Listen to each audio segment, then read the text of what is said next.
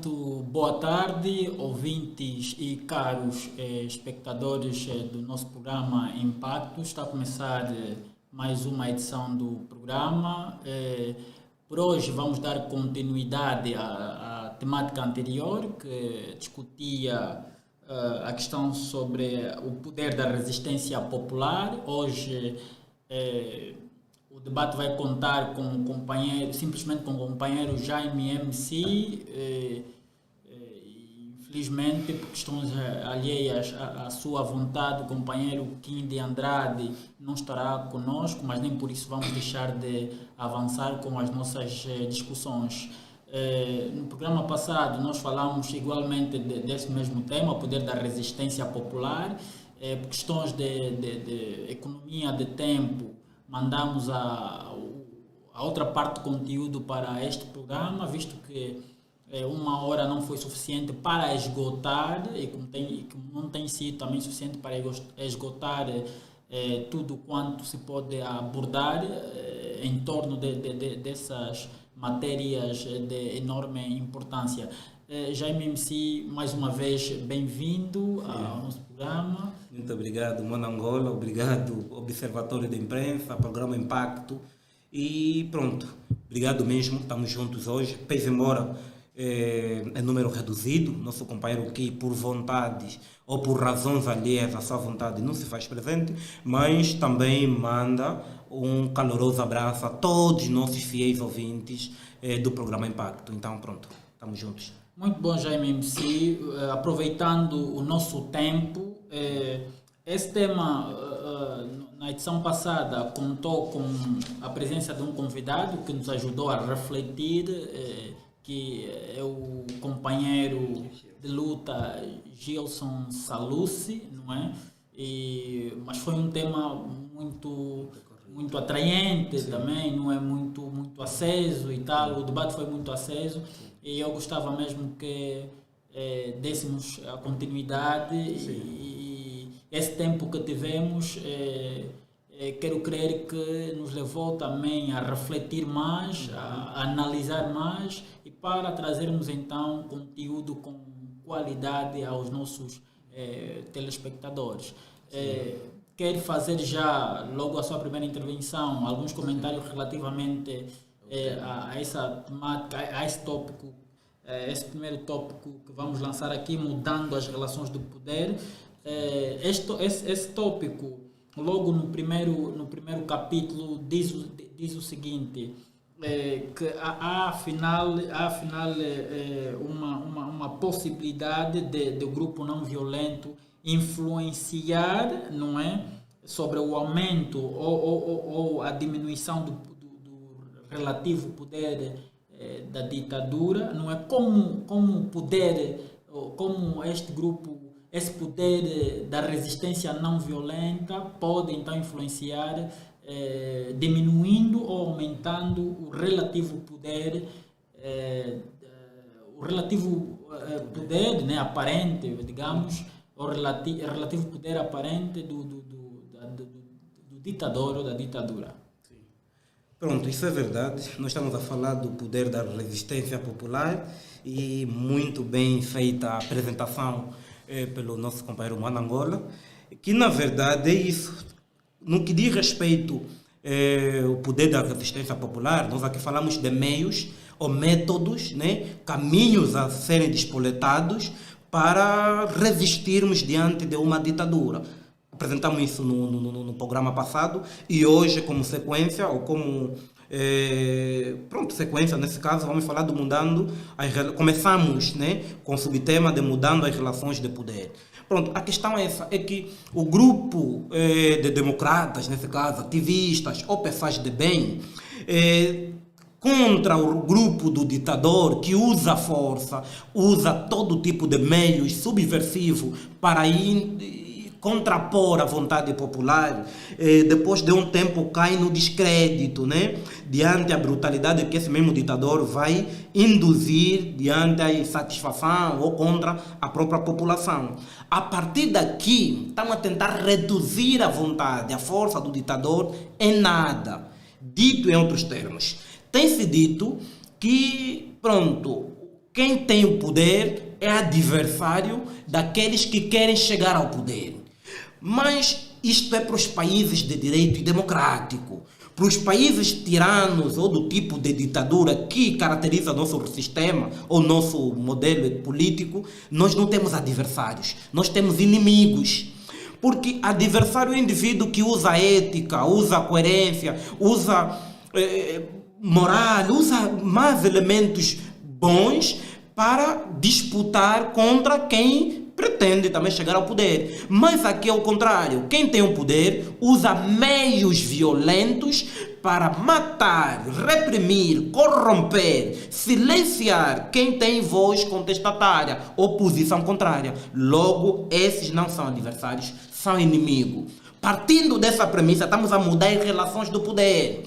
Porque a relação aqui não é de adversários políticos, é de um povo oprimido contra um grupo de inimigos que tudo fazem para se manter no poder. Então, isto é crucial, de certa forma, reduz aquilo que é a legitimidade política do seu poder, porque, pronto, ninguém governa sem aceitação popular. Porque quem governa, sabemos que governar significa satisfazer as necessidades da coletividade. E essa coletividade é empobrecida, é descamisada. E uma minoria é rica, logo aqui não há governo. Aqui há um conjunto de pessoas, uma minoria, que se apodera da ignorância do seu povo ou usa a força para se manter no poder. Então, são esses elementos que o grupo não violento pode, em grande medida, e por suas ações, exercer influência sobre o aumento ou a diminuição do poder relativo do grupo adversário, ou, nesse caso, do grupo do inimigo. É dizer a eles que não são adversários e não são legítimos, são nossos inimigos. E logo, a população precisa estar mobilizada e acionar todos os métodos de lutas não violentas para corrermos e tirarmos do poder aqueles que são nossos inimigos e colocarmos aqueles que olham para nós como soberanos, porque é sabido, conforme o Angola tem dito, não sei por onde li, mas tem-se escrito que, ou escreveram que o poder uno e indivisível pertence ao povo. Então, é o povo que decide, é o povo que seleciona e quem escolhe quem deve decidir pela sua vontade, pelo seu bem-estar. Então, pronto. Aqui, a partir daqui, precisamos mudar as relações do poder a partir desse prisma, olhando para eles como inimigos e nunca como amigos ou adversários. Sim, sim. Sim.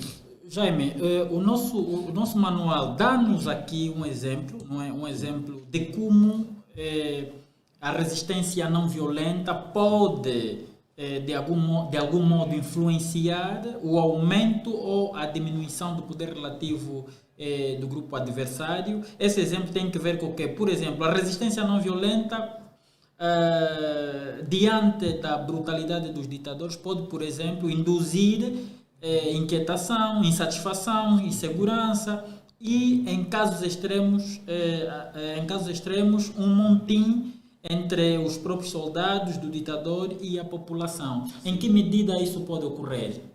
Não, isso ocorre desde o momento que o povo se sente farto. O povo farta. Chega um momento que o povo satura.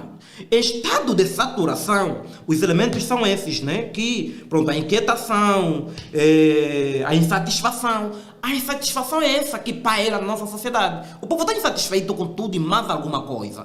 Mas a insatisfação pode despoletar um motim entre as forças de ordem e segurança e a população. Porque a população, em vez de estar inquieto,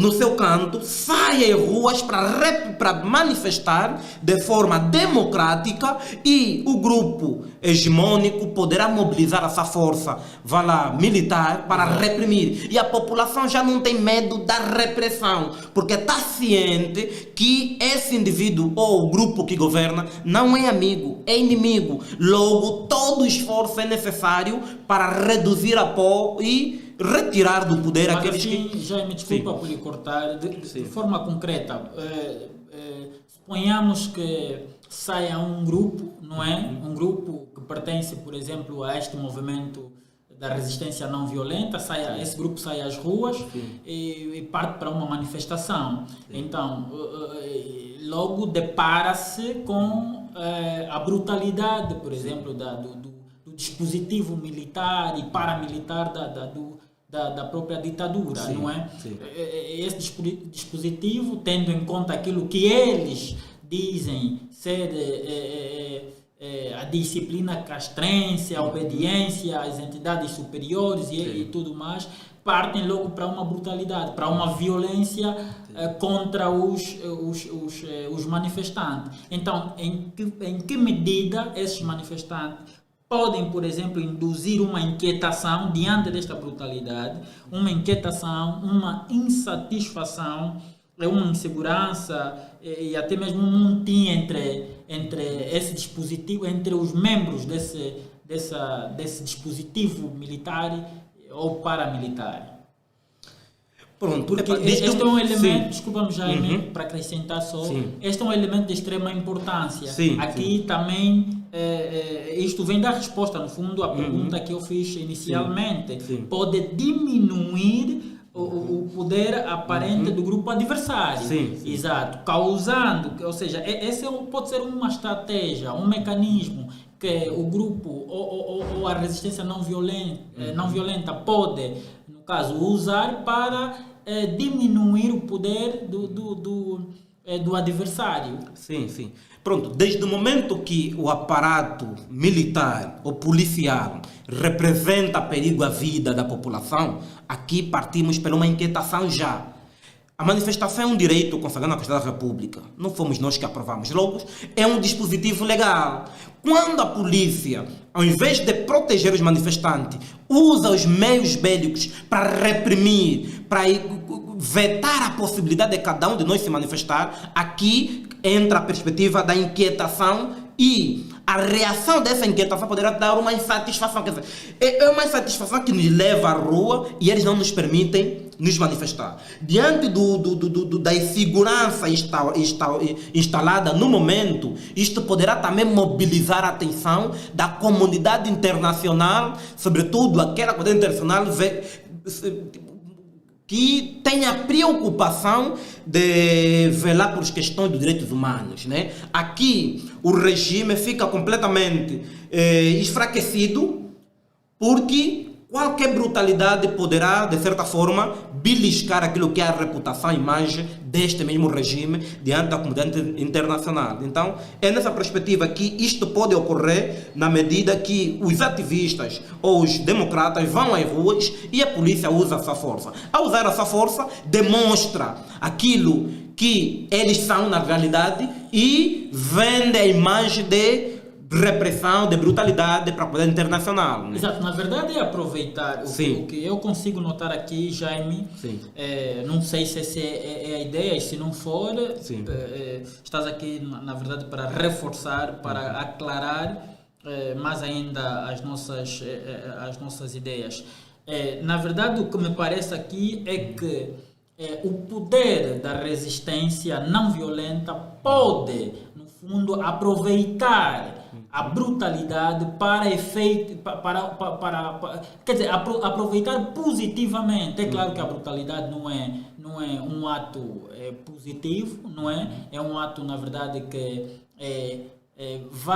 atenta contra a integridade física dos cidadãos, não é? Mas esses cidadãos podem aproveitar essa brutalidade para criarem uma situação de mal-estar para manchar ainda mais o poder ditatorial. Plenamente de acordo, Manangola. É mesmo isso. É mesmo isso.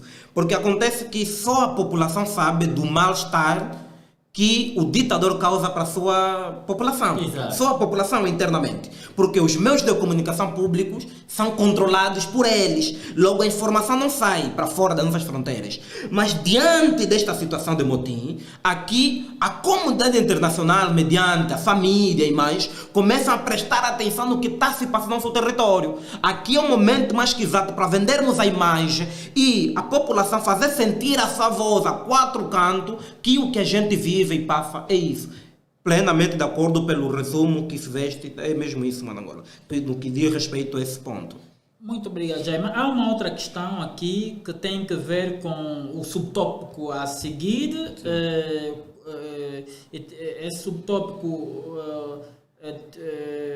faz aqui um pequeno resumo, uma pequena análise sobre os 4 mecanismos de mudança, não é? Quer fazer algum comentário sobre esses mecanismos de mudança? Quais são esses mecanismos de mudança? Primeiro poderá citar quais são esses 4 mecanismos de mudança e depois vamos desenvolver cada um. Pronto, eu não sei se ali está completamente aqui no meu manual. Exato. A questão do primeiro e o quarto não está lá muito bem assim delimitado. Exato.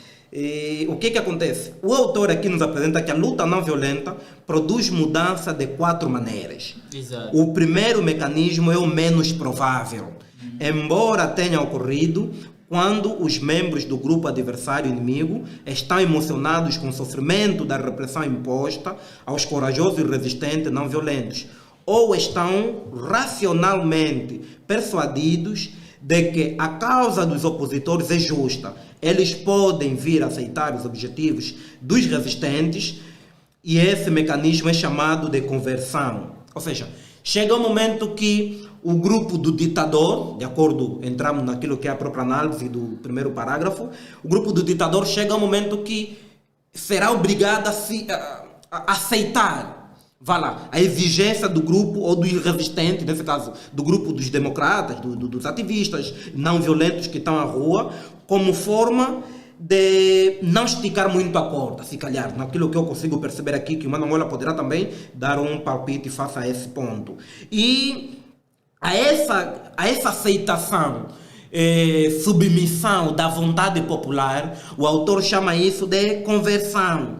Quer dizer, o ditador converte-se à primeira instância aquilo que é a vontade popular, mas ele chama atenção na introdução de que este mecanismo é menos provável. Não está a dizer que não é possível, é que é menos provável intentarmos vermos a questão da conversão do grupo do ditador, né, ou do inimigo.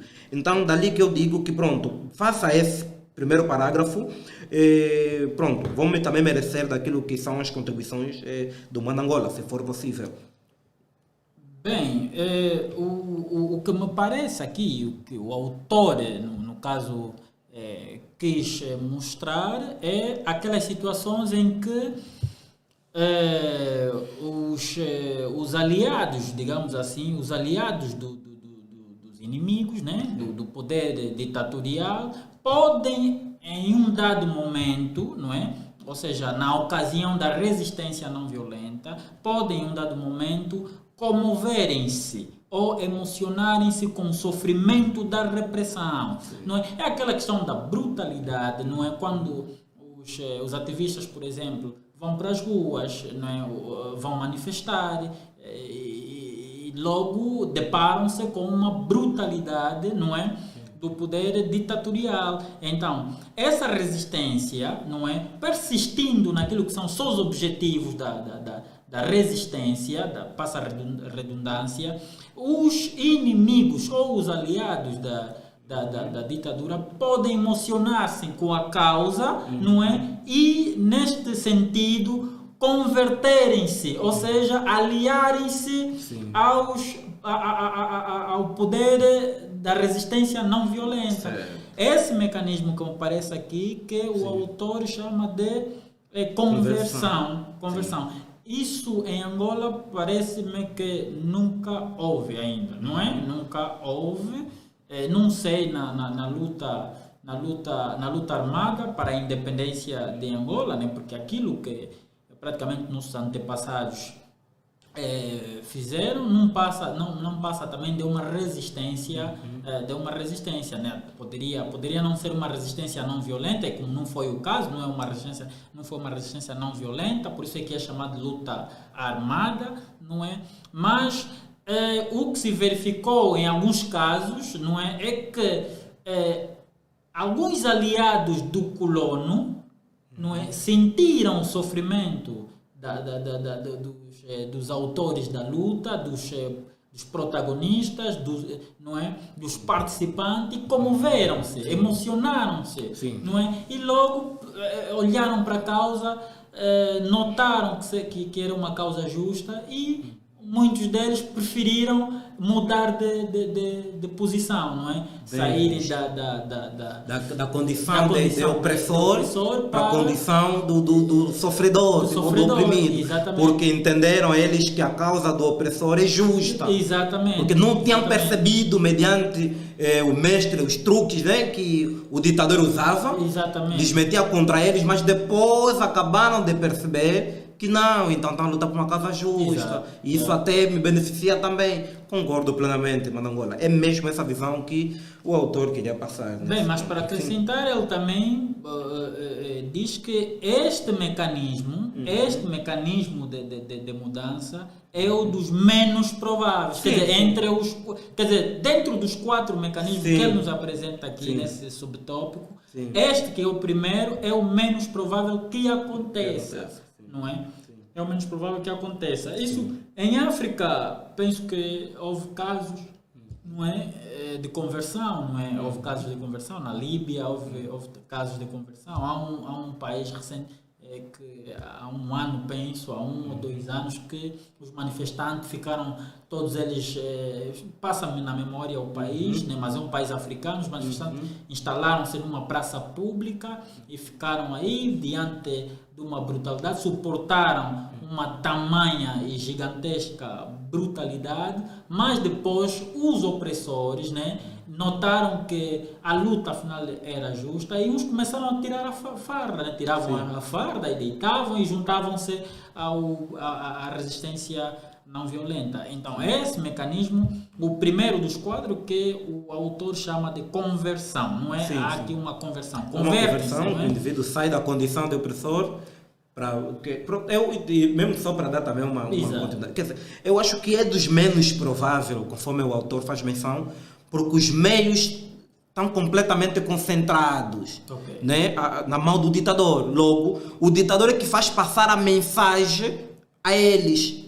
Eles não têm um contacto direto. Exato. Tipo, não sabem na íntegra o projeto político filosófico de nação que este grupo de democratas, por exemplo, levam a cabo. Exato. Tudo o que sabem é aquilo que o ditador passou a eles. E o ditador não vai passar uma boa reputação, boa imagem de quem quer destituir a quem o protege, por exemplo, como a equipa de defesa e segurança. Logo, quando os meios de comunicação tiverem sob o controle do ditador, todos aqueles que recebem informação do ditador não vão receber de outra forma. É aquilo que tem se dito, por exemplo, que todo mundo pode ser vilão numa história muito mal contada. Quer dizer, é aquilo que nós vimos que para a nossa realidade, já para entrar também naquilo que é os exemplos de dentro, chegou uma fase que a convenção foi possível em Angola, Manangola. Se vermos, chegou uma fase que, estamos a falar da guerrilha, estamos a falar das fápulas, fala naquela altura, os cubanos, os indivíduos das fápulas naquela altura achavam que Savimbi era um animal, tinha cauda. Exato. Com o passar do tempo, depois dos acordos de Bicesse, conseguiram ter oportunidade de ouvir o Savimbi na fase da campanha eleitoral, porque era preciso discursar em todas as províncias onde o Zaidu passava. Viam que Savimbi não era aquilo que eles pensavam. Houve uma conversão, mas não muito assim absoluta, de forma tácita, mas houve uma convenção que as pessoas começaram a entender mais e perceber mais a luta de Savimbi. Está falando do contexto 92. E pronto, antes disso as pessoas admiravam. Mas onde é que está Savimbi? Diziam que era um animal e não viam animal naquilo. Então pronto, entenderam depois, até hoje entende-se, que a luta que aquele político levava era uma luta justa. E muitos, até diplomatas, por exemplo, do próprio MPLA, que também concordavam, só não manifestavam diretamente com aquilo que era a linha de pensamento do próprio General Meirelles Savimbi. Pronto, é pouco provável, mas quando se derem oportunidade, liberdade de expressão, liberdade de imprensa, aqui cada um terá capacidade de analisar. Né? Ali poderemos ter essa ideia da situação ser um pouquinho mais provável. Nos países que deu certo, foi porque depois de muito tempo que os grupos de resistentes ficaram nas ruas, passavam entrevistas. Aqueles que não iam para as manifestações acompanhavam os manifestantes, ouviam mais entrevistas dos manifestantes, que não era possível antes da revolução, antes da manifestação. Exato. Ou das barricadas. E começaram a perceber que isso até é lógico. Eu até concordo. Poderei discordar da forma que a luta foi conduzida, mas o que eles estão a protestar é justo. Eu até me revejo. E começam depois a vir. Tá vendo? E pronto, isso poderá levar um tempo, é pouco provável nesses termos. Mas nós, quer depois dos acordos de 92, quer de 2015 para aqui, eu acho que já fomos percebidos um pouquinho mais. Até pelos que nos reprimiam. Que até chegava um momento que o agente da polícia dizia mesmo, olha mano, eu até também só ia receber na minha esquadra. Eu até não tenho nada convosco. Ele entendeu a lógica da vossa luta. Nós, por exemplo, a Farmada Angola já foi meu companheiro de cela e várias vezes na luta pela democratização do nosso país. E que alguns agentes da polícia nos falavam isso. Pronto. Havia também aquilo que nós podemos chamar de ação psicológica. Mas muitos depois entendiam que nós éramos inocentes. E não merecíamos a subcarga física e psicológica que nós tivemos a ser submetidos pelos agentes da polícia. Então, pronto, depois acabam por perceber, porque já temos esse contato. É pouco provável, porque é uma sociedade completamente manetada e controlada pelos ditadores. E, pronto, é mesmo para concordar com a tua análise excelente. E espero que hoje faça mais vezes, porque nossos telespectadores vão querer mesmo ouvir também as suas análises. Mas, Jaime, falávamos então de 4 mecanismos, né? Começamos no primeiro, faltando os 3 outros mecanismos. Sim, que é a acomodação. Esses 3 é consequência, no caso de... Ou seja, esses 3 mecanismos, segundo o que o manual nos diz, são os mais frequentes, não é? E ele surge como consequência de que a luta não violenta opera mudando a situação de conflito e a sociedade, de modo que os adversários simplesmente não possam fazer como eles querem. Quer dizer, é essa mudança que produz outros 3 mecanismos, que o autor chama aqui de acomodação, coerção não violenta e desintegração. Jaime, eu gostaria que fizesse alguns comentários sobre essa questão da acomodação. Como é que ocorre essa acomodação? Sim. Pronto, este mecanismo da acomodação, por exemplo, o autor aqui nos apresenta que muitas greves são resolvidas desta maneira, por exemplo, com ambos os lados, né? Alcançando alguns dos seus objetivos, mas não conseguindo tudo o que queriam. Um governo pode perceber que este tipo de solução tem alguns benefícios positivos, tais como diminuir a tensão, criar uma sensação de justiça ou polir a imagem internacional do regime. No entanto, a questão da acomodação é ali, que ele entende que dando oportunidade a esse grupo de pressão ou de interesse. Jaime, desculpa-me só, essa questão deverá ser melhor desenvolvida. Sim. E para não ficarmos aqui pressionados com o tempo, eu gostaria que fizesse esses comentários depois de regressarmos do intervalo. Agora vamos para um curtíssimo intervalo e mantenha-se aí, porque em 5 segundos estamos de volta.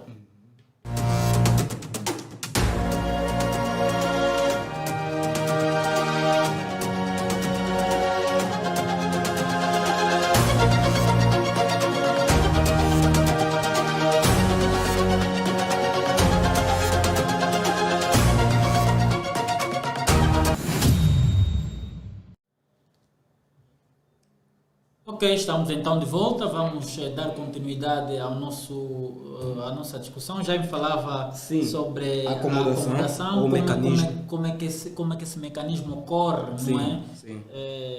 No âmbito daquilo que é os mecanismos de mudança, não é? Sim. Pronto, isso ocorre na fase das negociações, porque o ditador depois se percebe que perdeu tanta credibilidade e até legitimidade, logo, como forma de limpar a imagem ou polir a imagem internacional, aceita alguns caprichos, algumas exigências dos grupos contestatários, sabendo que não perde muita coisa fazendo isso, né? Não perde muita coisa fazendo isto. Mas pronto, depois o autor nos acrescenta que seja tomado na relação das questões sobre as quais um acordo por acomodação seja aceitável.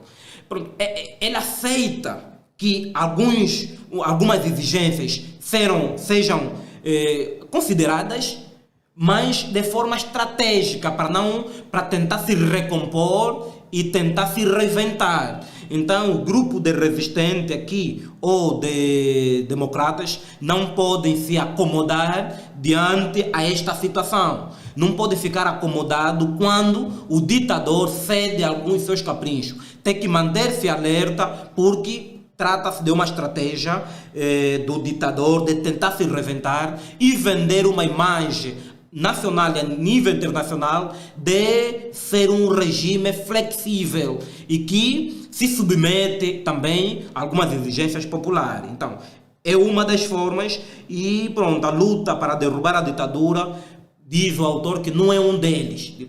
Acomodação não pode ser uma das vias também. Temos que ter atenção a isso, por mais que algumas exigências foram tidas, mas temos que ter em mente que não é uma das vias mais exatas para o derrube da ditadura, né? Porque as forças militares dos ditadores podem se tornar tão poucos confiáveis, né? Que elas simplesmente não mais obedecem às ordens de reprimir os resistentes. Embora os líderes ou líderes do oponente permaneçam nos seus cargos e se ofereçam os seus objetivos iniciais, a sua capacidade de agir eficientemente, essa capacidade lhe foi tirada, e isso é chamado de coerção não violenta. Estamos entrando no terceiro elemento da questão da coerção não violenta. Eu já me desculpa, eu gostaria ainda que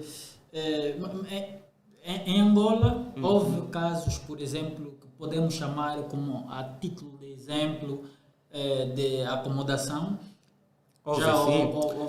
Houve o caso recente de 2022, né? Depois das eleições, aquela decisão, que é um caso de acomodação, né? Que muitos até hoje baixaram a guarda, 2022 para aqui. Então são essas estratégias, quer dizer, eles percebem que não tem aceitação popular. Então tá bom, perdemos Luanda.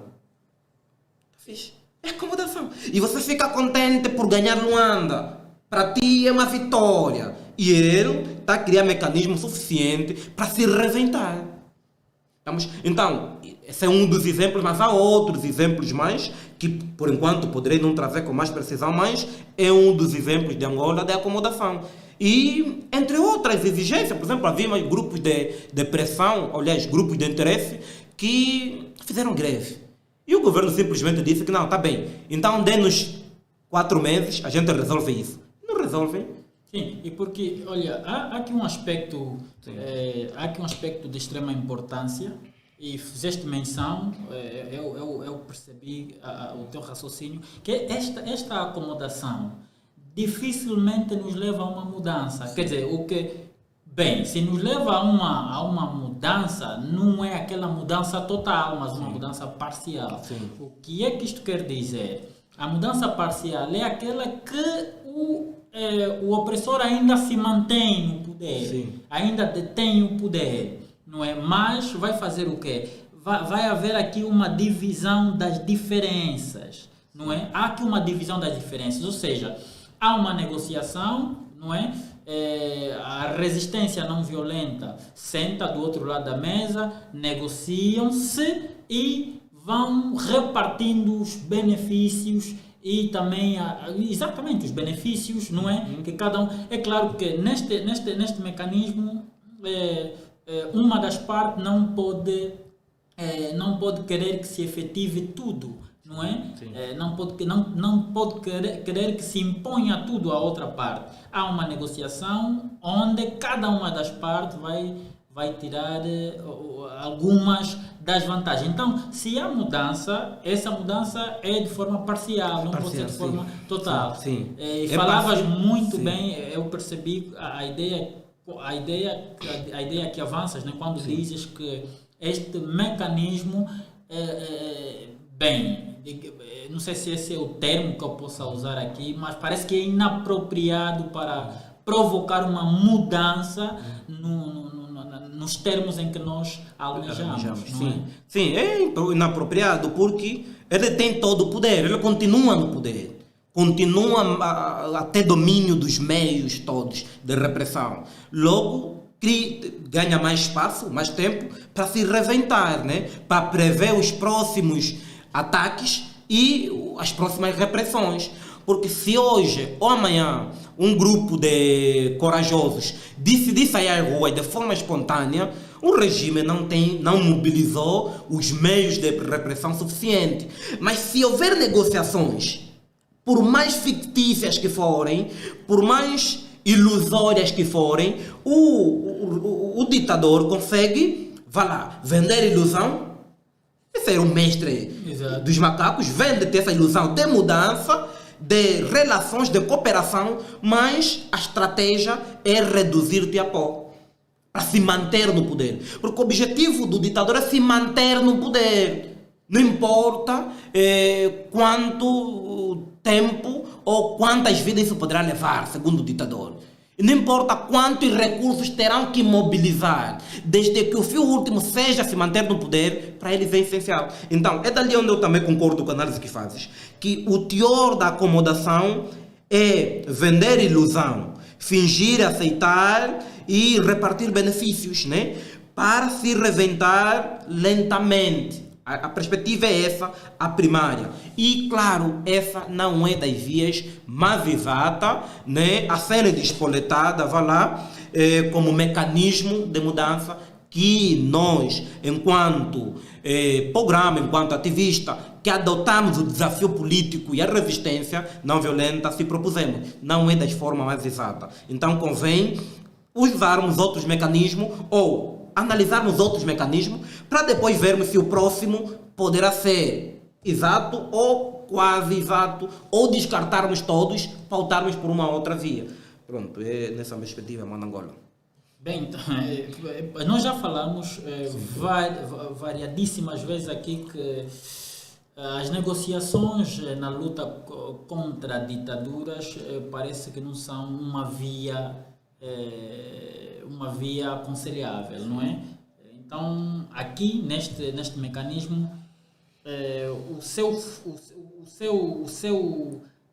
seu núcleo ou o seu fundamento assenta na cooperação, na negociação, sim, não é? Sim.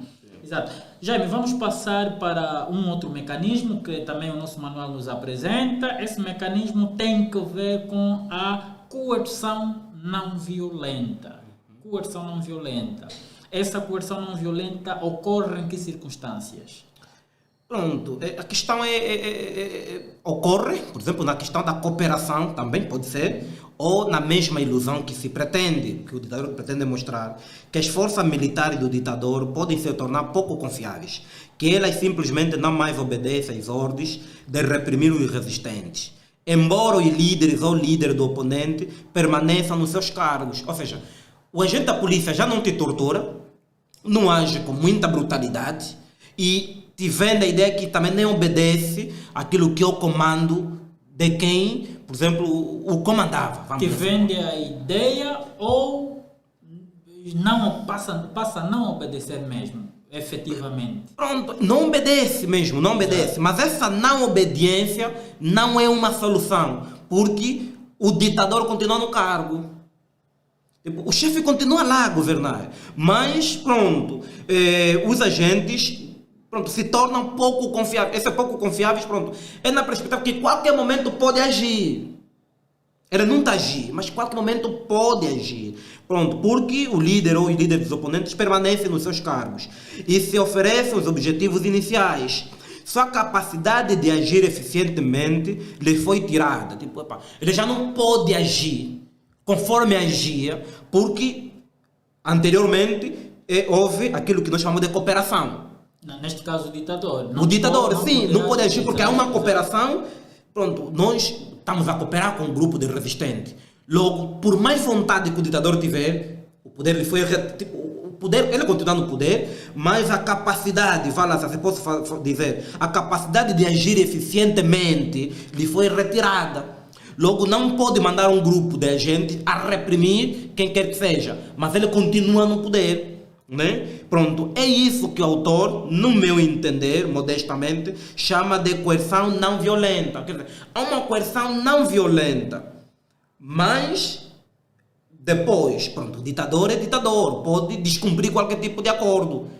Logo, a ideia é só criar espaço e tempo e quando achar que pode aplicar a situação da cooperação, da coerção violenta, agirá mesmo de forma violenta. Mas, por enquanto, agirá de forma não violenta, porque a ideia que se vende é de que há uma cooperação que está em curso, a questão da acomodação que a gente... Essa coerção não violenta coerção não violenta, não é? O termo ou a denominação é esta, coerção não violenta. Mas por que coerção não violenta? Pronto, a questão da coerção não violenta, o autor até, pronto, primeiro, coerção é mesmo, coerção é força. Sim, mas... Essa força pode ser física ou psicológica. Exato. Mas a não violenta é questão de coerção simbólica, aquela violência simbólica, né? Sim, mas no caso em concreto, sim. No caso em concreto, o que me parece, e essa ideia, no caso, que me parece que o autor pretendeu passar, essa coerção não violenta é relativamente ao dispositivo militar ou até paramilitar. Por exemplo, de desobedecer o próprio mandante, não é? Quer dizer, aqui parece também uma relação com desse mecanismo de mudança com o primeiro, não é? Parece ele deixa passa paulatinamente a desobedecer às ordens dos superiores, nesse caso os agentes, por exemplo, da polícia, os agentes militares, passam a desobedecer os seus superiores ou os seus mandantes e vão retirando aos poucos essa capacidade de agir dos ditadores, não é? Sim, porque ele perde o poder de apoio popular, apoio dessas forças, muito bem dito, Manangola. Ele perde esse apoio todo dos seus elementos de ordem e segurança. Mas é conforme a gente disse, porque pronto, a população começa a contestar mais, começa a reivindicar, a protestar e a indicar aquilo que são os erros que ele cometeu, né? Mas isto, como ele está a dizer, é na questão de uma cooperação, de uma acomodação em curso. A ideia que se vê, tipo, aqui é uma pirâmide invertida de que os resistentes têm um controle hoje da situação.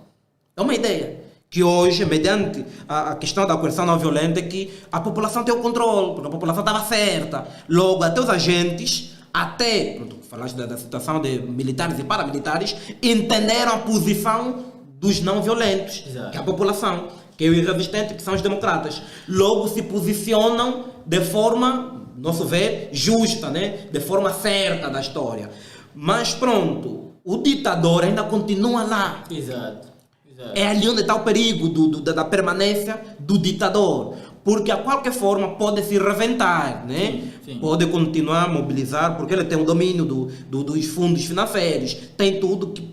A primeira instância é essa ideia, e é pertinente a ideia da cooperação, da coerção não violenta, é muito pertinente, de acordo com os outros elementos que nós já estudamos, né? Nós já analisamos. Mas o perigo é que o ditador prevalece lá, né?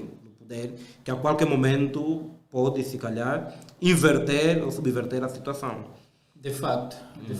Mas aí, então, há uma vantagem para a resistência não violenta. Sim, que começa já a haver, no caso, um dispositivo militar fraccionado, né? Ou seja, há uma ala que começa, por exemplo, a não cooperar com o próprio ditador. Sim. Isso já é uma vantagem. É uma vantagem para... Sim. Aqui obriga o ditador negociar com os democratas. Exato. Já não será os democratas negociar, será já o contrário. É questão invertida.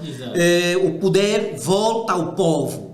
E o povo tem o apoio, a aceitação dos militares e paramilitares. Logo o ditador, né, o seu apoio, obediência antiga desaparecem. Tipo, já ninguém obedece o ditador, os militares e paramilitares, conforme o obedeciam anteriormente. Então pronto, aqui não tem energia suficiente, logo uma das alternativas é se render né, diante aquilo que é a força da população. Quer dizer, aqui, concordo também, mano Angola, a população está em vantagem, ou os democratas estão em vantagem, porque o ditador está cercado de uma certa forma. É aquilo que a gente falou na introdução da nossa análise do livro, que se tentarmos cercar o ditador, temos que lhe cercar até um canto onde ele resta uma saída. E a saída, de acordo com este terceiro elemento, que é a coerção não violenta, é se render ou o regime simplesmente se estilhaça. Tipo, ou o ditador se rende ou desmorona na totalidade. Então pronto, esta é uma saída, de acordo com os elementos que nós lemos, é dos mais seguros. Ele continua no poder, mas não se pode baixar a guarda, porque ele poderá se reventar. Logo, desmorona-se todo o poder dele e ele lhe resta uma única saída. Ou se render aos que detêm o poder, que é a população, ou então o seu regime se estilhaça na totalidade. Este é coerção não violenta. A coerção não violenta. Não violenta. E há outro caso... Tem esses contornos. Exato. Há outro caso, Jaime, que também... que é o quarto mecanismo de mudança, não é? Que o autor aqui nos avança. Esse mecanismo ocorre naquelas situações em que o próprio chefe dos adversários perde toda a capacidade de agir, não é? Sim. E perde também a sua própria estrutura de poder, ou seja, a estrutura do poder desmorona. Essa autodireção do resistente e a não cooperação tornam-se tão completas, não é? Há também a própria burocracia do adversário recusa-se a obedecer a liderança, as tropas do adversário e a polícia se amotinam, não é? Há conflito, né? Surge um conflito, um montino dentro ou no seio da própria do dispositivo militar ou paramilitar, né? Os habituais apoiantes do adversário ou até a população repudiam a sua antiga liderança. Quer dizer, toda essa situação causa um fenômeno que o autor chama aqui de desintegração. Sim. Não é? Sim. Quer explicar um bocadinho? Sim, a questão é mesmo sequência daquilo que são a coerção não violenta. Quer dizer, a junção da coerção não violenta significa o quê? Que a sua base de apoio, né, entende que estava na posição errada. Exato. E entende a razão, a justeza dos resistentes, nesse caso dos democratas. Logo, a única saída é esses que eram apoiantes total dele, quer seja a população, os militares, os paramilitares, integram a caravana daqueles que querem derrubar o ditador. Então, é aqui onde dissemos que o terceiro e o quarto aparentam ser dos mais eficazes, se for para aplicarmos para o nosso contexto, no que diz respeito aos quatro mecanismos de mudança. Porque depois da coerção não violenta, e o ditador perde toda a sua base de apoio, logo só lhe resta aquela saída que nós já frisamos, né? Que é se render à população, porque a população é a maioria, até os seus companheiros também concordam com a vontade da população, ou então, se for arrogante, se achar que poderá ir e lutar com a população até ao fim, ele perde simplesmente o poder ou o seu trono na totalidade, de forma absoluta. Mas, se depois disso, depois de estar cercado, ver que os agentes de força da ordem e segurança da população, está todo mundo contra ele, e a motivação e a reivindicação popular indicando as suas falhas no passado, e ele ser humilde, dizer que não, pronto, houve mesmo excesso e abandona o poder, a probabilidade de restar a sua pele é maior do que quando se arroga ser o detentor de todo o poder, de todas as forças. Ali é fatal, é ali onde termina o capítulo dizendo que o regime simplesmente se estilhaça ou desmorona na totalidade, porque foi arrogante demais, porque não conseguiu fazer a leitura do contexto ou dos sinais. Então, já perdeste toda essa força, tens que fazer é abandonar o poder e negociar o poder, deixa o poder para aqueles que pretendem governar. E poderás ser julgado pelos excessos cometidos, mas o perdão poderá ser diferente daqueles que querem ir até ao fim. É aquilo que nós vimos há ditadores, principalmente de África, que foram massacrados, né, apedrejados até a morte, porque não conseguiram notar a princípio que perderam sua base de apoio e que a solução seria se render à vontade popular. Foram mais longe e foram eliminados a sangue frio. E não é isso que, pronto, muitos ditadores optam em se render, optam mesmo a ir até ao fim e pronto. Jaime, olha, numa conversa, sim, aquelas conversas com Domingos, aquelas conversas particulares, né, nos bastidores e tal, então nós falávamos da realidade da África, não é? Em que perspectiva?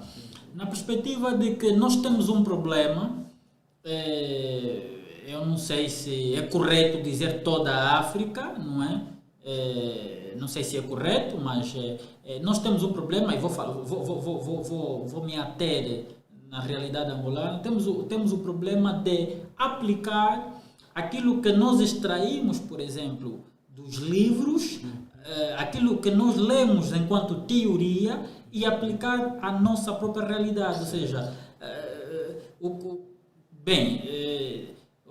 eu estou aqui a ver os exemplos de algumas realidades, como por exemplo a Revolução Francesa, a Revolução Americana. A Revolução Americana, por exemplo, foi muito influenciada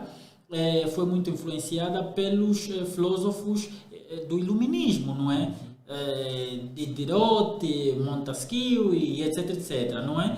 Influenciaram muito a Revolução Americana, a própria Revolução Francesa e há outras realidades também na Europa, o próprio Nietzsche, o próprio Hitler na Alemanha foi influenciado em certa medida pelo filósofo Nietzsche, não é? E há muitos casos, mesmo a questão da ética nos países do Ocidente, foi um processo de uma grande labuta científica, não é?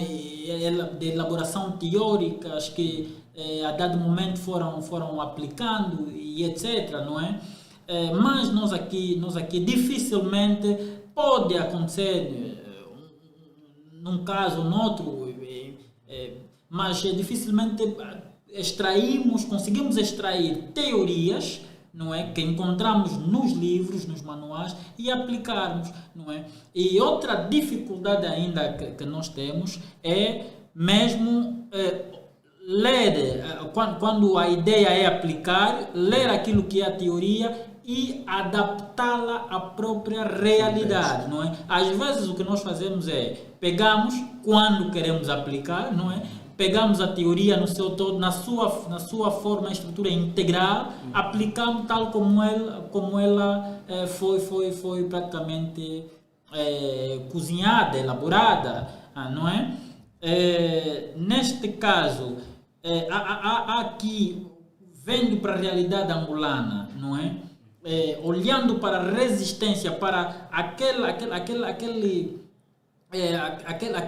aqueles jovens que têm essa vontade de mudança, que têm essa disposição para a luta, não é? E que têm demonstrado às vezes, embora de forma descoordenada e tal, como você vê esses mecanismos de mudança, não é?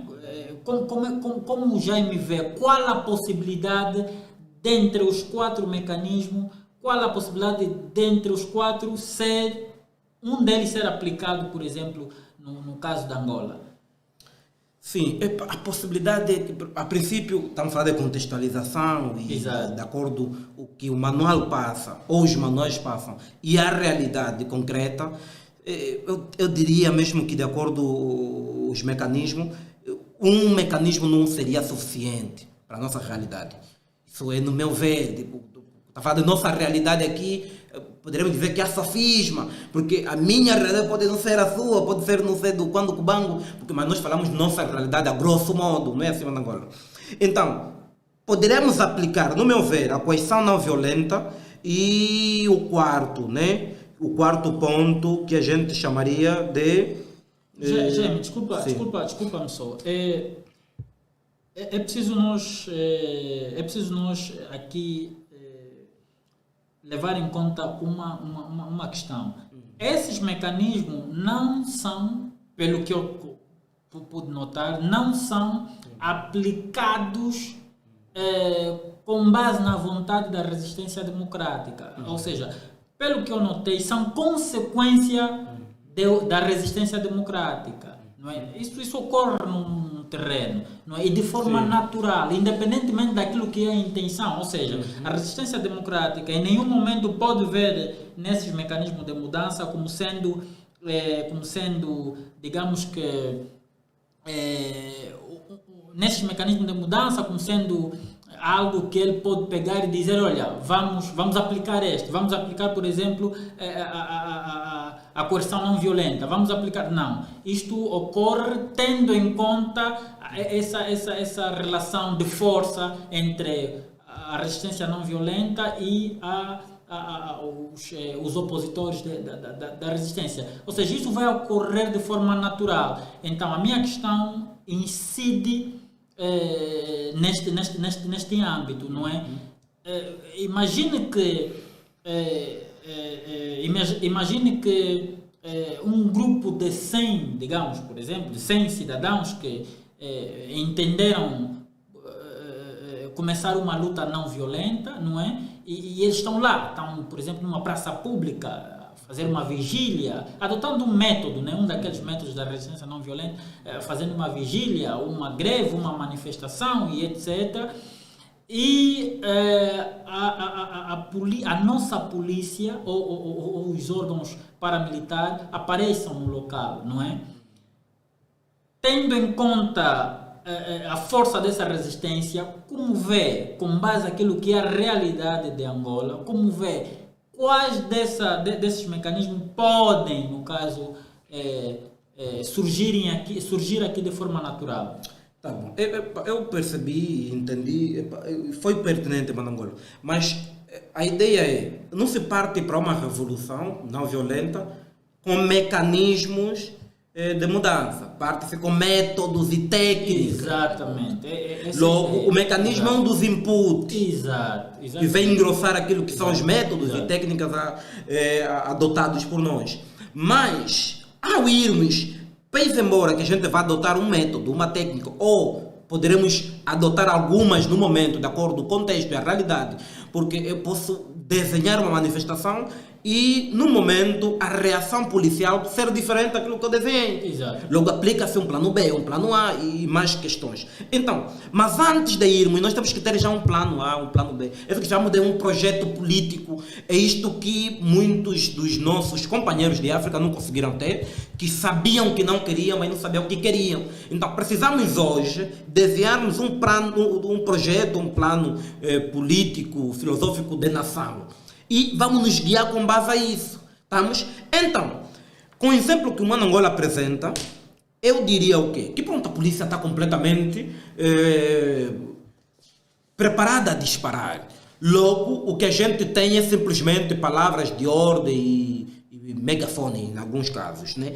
O que temos que fazer é aproveitarmos o máximo possível a brutalidade que a polícia quiser impingir contra nós e aplicarmos, se for possível, o método da coerção não violenta. Se for possível, no meu ver, é um dos métodos que nós podíamos aplicar, porque poderá tornar a questão do ditador, né? Os militares, por exemplo, os militares poderão não agir com a mesma brutalidade que o ditador pretende para com eles, porque a população reagiu de outra forma. Ou seja, foram instruídos a atacar com brutalidade os manifestantes caso não abandonassem o local. E posto lá, a polícia chega, logo no primeiro contato os manifestantes decidem abandonar o local. Pronto. Aqui frustra aquilo que é a ideia militar passada pelo ditador. Exato. Abandonamos o local. Vieram, quer dizer, nenhum tiro, não demos oportunidade aos selvagens agirem com a sua selvageria, porque não demos motivo, ou não demos tempo, saímos de lá. Pronto, aqui de certa forma aborrece e pode desgastar o regime. E podermos aplicar a perspectiva de, vá lá, de negociarmos com esses indivíduos, que é pouco provável, mas não na questão de estarmos acomodados, mas na questão estratégica. O que é que pretende? Não podem ficar na Sagrada Esperança. O termo que aplicamos, pode ficar, tem que sair daqui. Então, fixe, yeah. A gente vai sair daqui. E se sairmos daqui? Não sai daqui, não tem problema. Então tá bom, a gente sai daqui. Sai dali, vamos para um outro ponto. Logo, reduzimos a fúria que trouxeram na Sagrada. A gente cedeu, mas não fomos para casa. A ideia não é voltar para casa. A ideia é fazer sentir a nossa voz. Saímos do local onde eles queriam que a gente saísse e fomos para outro ponto. Eles vêm nesse ponto, também tem que sair daqui, fixe. Vamos no outro ponto. Mas na verdade é que ninguém volta para suas casas. Nós vamos continuar aqui, vamos reagir com inteligência, de forma de negociação, de sairmos em locais onde eles querem que a gente saia, mas não deixarmos de contestar. É sair do local e não sair das ruas. Isto é uma das formas que nós também podemos aplicar. Mas agora, se nos pedirem para sair das heroínas e irmos para as casas, para nossas casas, aqui estamos a aplicar a questão da acomodação, que poderá, de certa forma, reinventar e fortificar mais o ditador. Não é por ali. Então, podermos, de certa forma, aplicar um dos mecanismos, mas de forma muito inteligente. Não darmos margem, nem muito tempo ao ditador de se reventar.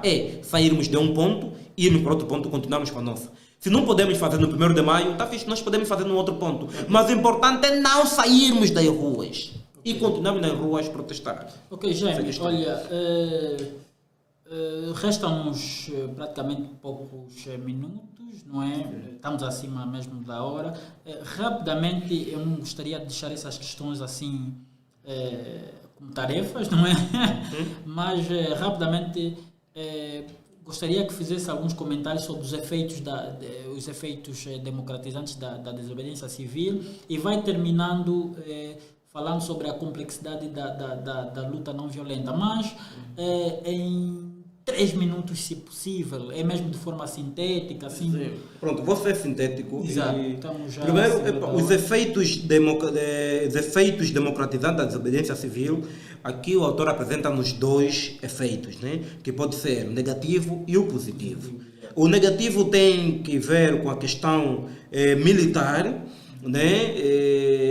Este contraste com os meios militares. Esta técnica não fornece um meio de repressão sob o comando de uma elite dominante que pode se voltar contra a população para estabelecer ou manter uma ditadura. Aqui a questão continua e vai mais longe, que líderes de um movimento de desafio político podem influenciar e aplicar pressão sobre seus seguidores, mas eles não podem prendê-los ou executá-los quando eles discordarem ou escolherem outros líderes. Ou seja, pronto, nós vamos influenciar qualquer seja a pessoa, a população, porque somos líderes, se calhar comunitários, mas nós não podemos agir com violência, né? Quando alguém decide não nos seguir. Quer dizer, num período, por exemplo, em que a resistência não violenta vingue os seus objetivos, né? tome o poder, ou seja, o Estado é democratizado, né? E esses líderes assumem o poder, não podem em nenhum momento coagir ou até executar e tal como o poder anterior, né? Esse é um dos efeitos, chamado efeito negativo, ou seja, o comportamento anterior do ditador não pode ser adotado pelos líderes democráticos. Certo. Não é? Aqui entramos já na questão do efeito positivo, né? Que outra parte do efeito democratizante é positiva, ou seja, a luta não violenta fornece à população os meios de resistência que podem ser utilizados para alcançar e defender as suas liberdades contra os ditadores existentes ou futuros. Ou seja, aqui é restituir a liberdade de expressão, a liberdade de opinião, todo tipo de liberdade, instrumentos democráticos que a população poderá despoletar na iminência de descambarmos para uma nova ditadura. Então, é fortificar, quer dizer, novo regime democrático, não sei o quê, mas a população tem essa liberdade E tem outros mecanismos a serem despoletados para lutar contra aquela posição que eles entendem ser errada ou vícios do passado que o novo tenciona levar a cabo, né? E pronto. E depois o autor nos apresenta abaixo, né, alguns efeitos positivos da democratização. Exato. Que a luta não violenta pode ter, né? Ele nos diz primeiro o elemento que sim, a experiência da aplicação da luta não violenta pode resultar em a população ser mais autoconfiante, em desafiar as ameaças do regime e a capacidade para a repressão violenta. Ou seja, pode citar, sim, para não a luta não violenta fornece os meios de desafios não cooperativos pelos quais a população pode resistir a controle antidemocrático sobre eles por qualquer grupo ditatorial. Terceiro, a luta não violenta pode ser usada para afirmar a prática das liberdades democráticas, como a liberdade de expressão, liberdade de imprensa, exato, organizações independentes, liberdade de reunião, diante de controles repressivos. Pronto, exercício da cidadania, conforme nós temos dito. Exato. E a luta não violenta contribui fortemente para a sobrevivência, renascimento e fortalecimento dos grupos independentes e instituições da sociedade, conforme discutido anteriormente. Estes são importantes para a democracia devido à sua capacidade de mobilizar a capacidade do poder da população, impor limites ao poder efetivo de qualquer aspirante a ditador. Estamos?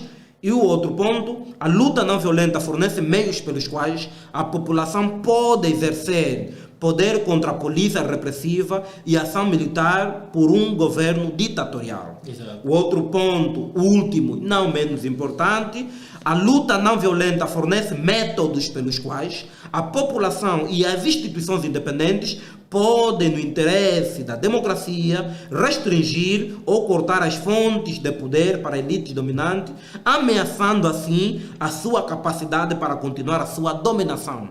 Dito em outros termos, quando se derruba um ditador, rapidamente, sim, o novo governo tem a capacidade, não terá a mesma força que o ditador teve de repressão, de domínio, de politização ou partidarização das instituições e dos cérebros pensantes da sociedade. Logo, é necessário derrubarmos um ditador e colocarmos um outro governo de forma democrática, mediante sufrágio universal e vontade popular. E esse povo que vai direcionar e colocar um novo governo democrático, tipo implantação do regime democrático em contraposição de um regime despótico ou ditatorial, o povo terá capacidade, voz e vez, de exigir ao ditador o cumprimento da Constituição. Exato. Estamos?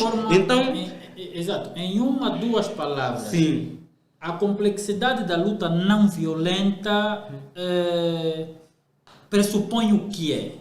Pronto, pressupõe multiplicidade. Em duas, três palavras? Sim, pressupõe multiplicidade de métodos, né? E uma série de mecanismos de mudança ou requisitos específicos que nós podemos desencadear. No entanto, estamos aqui diante do desafio político, né? Que poderá exigir um planeamento e preparação cuidadosa. Ou seja, então, essa complexidade pressupõe uma necessidade de planeamento estratégico. Muito obrigado, Jaime MC. Muito obrigado, Manangola. O debate foi muito bom e esperemos que esteja conosco na próxima edição, no próximo debate. E também queremos crer que o companheiro Kim estará conosco nesse dia. Estamos a terminar então mais um debate do programa Impacto, programa este que é produzido pelo Observatório da Imprensa. E continuem nos acompanhando. Para quem não nos acompanhou até agora, para quem tem dificuldade de nos acompanhar, basta subscrever o canal do YouTube Observatório da Imprensa, basta também subscrever o canal Picto Repórter, o Clube K e tantas outras páginas do Facebook, como a do Jaime MC, também está a ser, o programa vai passando nesta página. Muito obrigado aos nossos ouvintes e até já.